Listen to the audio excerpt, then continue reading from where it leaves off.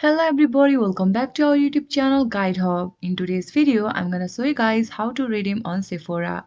First of all, open up any web browser as I have already opened the Google Chrome and bring up the search bar and just type in www.sephora.com and hit the search. Make sure it takes you to the official website of Sephora.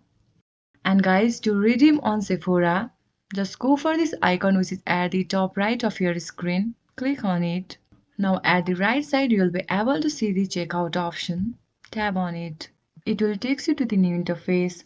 Now at the bottom you will be able to see the add gift card. Just click on it. Now over here you just need to enter the gift card number. Make sure you have written the correct number. And over here you just need to enter the PIN. And once you click on apply, you can easily redeem your gift. That's how you can redeem on Sephora. This much for today's video. If you guys find this video helpful, don't forget to give it a thumbs up. And do not forget to subscribe our channel and also hit the bell icon for our latest video. And drop a comment for reviews and more content like this. I'll see you guys again in our next video. Thank you for watching.